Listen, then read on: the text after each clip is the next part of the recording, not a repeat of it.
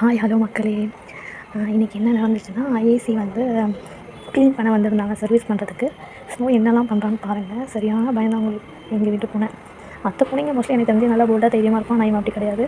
அந்த கன்னை வச்சு க்ளீன் பண்ணும்போது ஏசியை இவன் எப்படி அந்த சவுண்டில் அங்கிட்டு இங்கிட்டு பார்த்துக்கிட்டு தெரிஞ்சுக்கிட்டு பயத்தோடு அப்படி உட்காந்துட்டு இருந்தான். அந்த கட்டில் விட்டு கீழே வெளியே வரவே இல்லை. அவ்வளோ பயம்.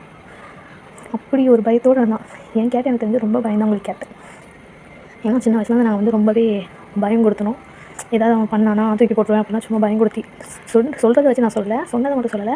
ஐ மீன் அவனை தூக்கி சும்மா பால் கண்ட போகிற மாதிரி பண்ணுறது அப்படி நாங்கள் பண்ணி அவன் ரொம்ப பயந்து இருந்துட்டான். ஸோ என் கேட் பயந்தாங்குழி கேட். ஸோ கேட்டை வந்து பயம் கொடுத்தாதீங்க.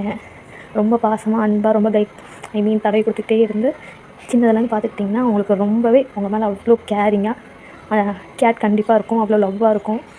நீங்கள் ஏதாவது சொல்லி கொடுத்தீங்கன்னா நிச்சயமாக அதெல்லாம் பண்ணும். என் கேட் 1-2 பண்ணியிருக்கு. ஸோ நான் அதை வச்சு நான் சொல்கிறேன். ரொம்ப நாள் ஆனால் வந்து அதுக்கு நம்ம ட்ரெயின் கொடுத்துக்கிட்டே இருக்கணும். அப்படின்னா தான் அது பண்ணும். ஓகே, இன்றைக்கான டிப்ஸ் அவ்வளோதான். பாய் பாய்.